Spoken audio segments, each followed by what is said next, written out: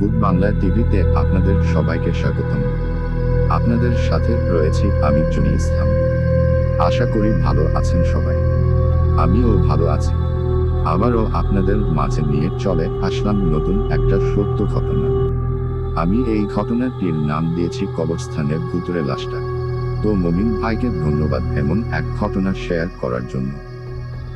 আপনারা চাইলেও আমাদেরকে ঘটনা শেয়ার করতে পারেন আমাদের ইমেল অ্যাড্রেসে। আমাদের ইমেল হচ্ছে bhutbanglatv@gmail.com এ পাঠাতে পারেন। তো যেভাবে আছে আমি সেইভাবে পড়তে শুরু করছি। কোনো কিছু ভুল হয়ে গেলে ক্ষমা করে দিবেন। তো আমি ঘটনাটি শুরু করছি। সত্য ঘটনা। রমিজ মিয়া লাশটাকে দেখে যত ভয় পেল তা মনে হয় সারা জীবনে সে কোনোদিন পায় নাই। এইটাই তার পেশা, কবর খুলে লাশ নামানো। বেশিরভাগ বেওয়ারিশ লাশ এইখানে কবর দেওয়া হয়। রমিজ মিয়ার এইসব লাশ কবরে রাখতে খুব মায়া হয়। লোকটা পৃথিবীতে এতদিন কত আমোদেই কাটাইল, আর এখন মারা যাওয়ার পর তার লাশটাও কেউ খুঁজতে আইল না। এই লোকের ভাগ্যে হয়তো এইটাই লেখা ছিল। এসবই ভাবে রমিজ মিয়ার লাশগুলারে মাটি দেওয়ার সময়।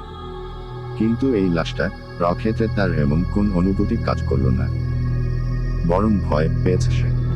লোকটার মুখ দেখে বয়স আন্দাজ করেছে রমিজ মিয়া প্রায় 50 হবে, কিন্তু চেহারায় রাগী রাগী ভাব। বেশিক্ষণ লাশটার দিকে তাকিয়ে থাকতে পারে না সে, এত বিভৎস।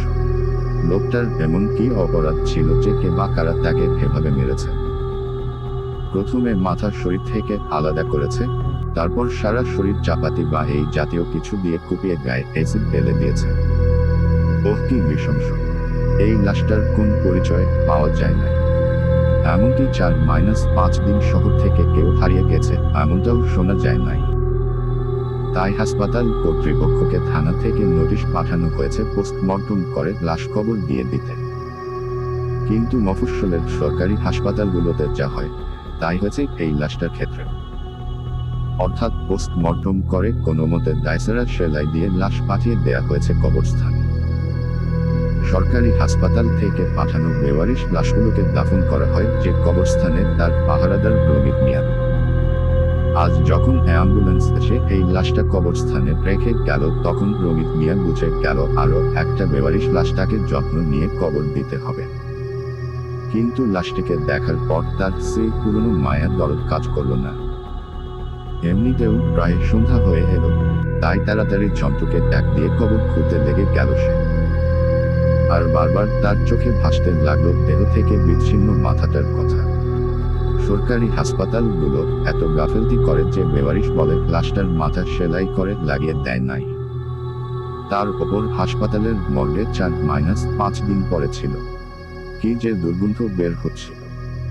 রমিজ মিয়া আর ঝন্টু মিলে যখন লাশটা কবর দেয়া শেষ করল তখন মাগরিবের আজান পড়ে গেছে।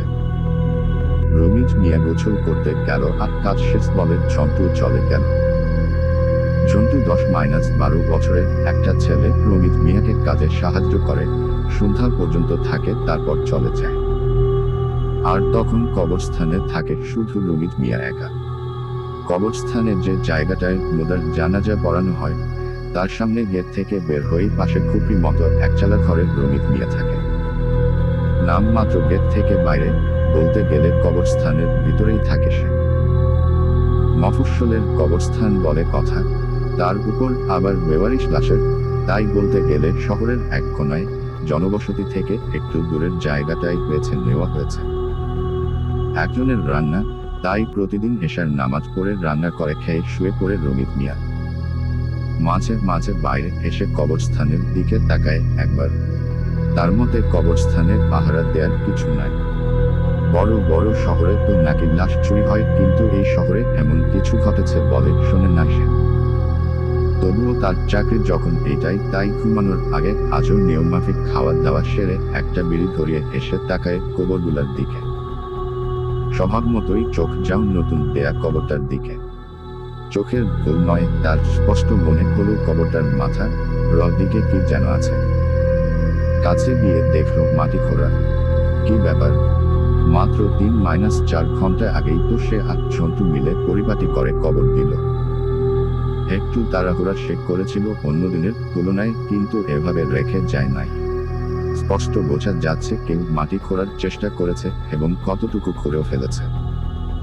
পর মুহূর্তে সে ভাবল হয়তো গেট দিয়ে ঢুকে কোন কুকুর এই কাজ করেছে। তাই সে হাত দিয়ে মাটির জায়গান্তর চাপা দিয়ে দিল, কিন্তু এইটা সে একবারও চিন্তা করল না যে সে নিজ হাতে প্রতিদিন গেট লাগিয়ে তালা লাগায় দেয়। তারপর কোন কুকুর কেন, মানুষের পক্ষেও কবরস্থানে ঢোকা সম্ভব নয়। ঘরে ঢুকে দরজা লাগিয়ে নিশ্চিত মনে ঘুমিয়ে পড়ল সে।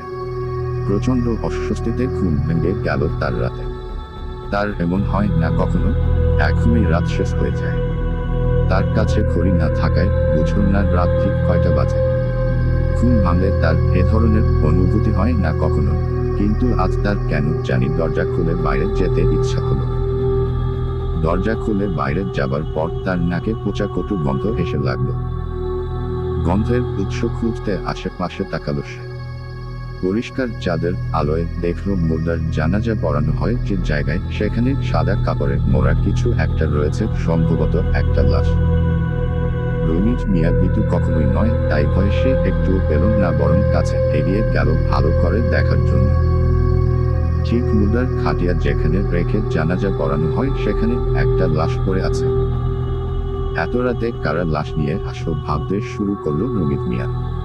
যদি কেউ এনে থাকে তাহলে তাকে ডেকে তুলল না কেন? আবার ভাবলো ভিতরে ঢুকতে হলে গেট দিয়েই ঢুকতে হবে, যার চাবি একমাত্র রমিজ মিয়ার কাছে আছে। এবার চারিদিক থেকে ভয়ের অনুভূতি গ্রাস করলো তাকে। হাঁটার শক্তিও মনে হলো কেউ কমিয়ে দিয়েছে। তবুও বিকারগ্রস্তের মতো সে এগিয়ে গেল লাশটার দিকে। কাপড় খুলে যা দেখল তাতে তার মনে হলো সে বুঝি এখনই অজ্ঞান হয়ে পড়ে যাবে। সেই মুখটা যা দেহ থেকে আলাদা করা হয়েছে এখন তার সামনে আবার। বিকালে কবর দেয়া লাশটা এখানে কিভাবে আসবে? অ্যাসিডে পোড়া পচা শরীর থেকে ভুরভুর করে গন্ধ বের হচ্ছে। রমিজ মিয়ার মাথায় এসব কিছুই ঢোকে না। অতি শোকে পাথর হবার মতো সে অতি ভয়ে বিহবল এখন। হঠাৎ তার মনে হলো এখনই বুঝি প্রত্যেকটি লাশ উঠে এসে এভাবে পড়ে থাকবে তার সামনে। কিন্তু এমন কিছুই ঘটল না। রমিজ মিয়ার সামনে নিথর পড়ে আছে লাশটি। রমিজ মিয়ার মনে হলো সে গায়ে শক্তি ফিরে পেল হঠাৎ, বা ভয়ের চাপটা চলে গেল তার উপর দিয়ে।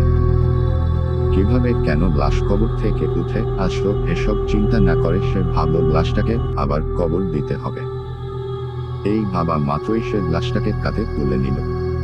জীবনে মনে হয় এত ভারী লাশ সে কোনোদিন বহন করে নাই, তাই মনে হলো রমিজ মিয়ার। ভার সামলাতে বেশ বেগ পেতে হলো তার। 5-6 দিনের পুরানো লাশ রমিজ মিয়া জোরে ধরা মাত্রই ঘুমরে মুছে গেল। মনে হলো এখনই বুঝি হাত বা পা খুলে পড়বে।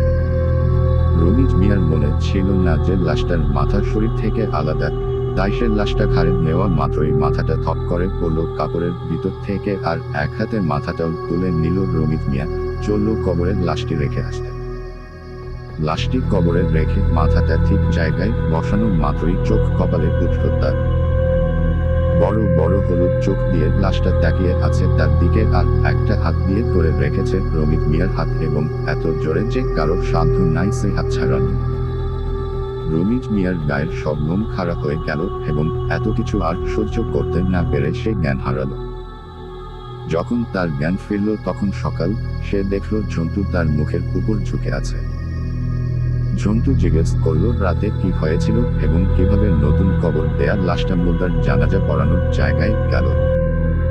এই কথা শুনে রমিজ মিয়ার কানে তালা লাগার জোগাড় হলো।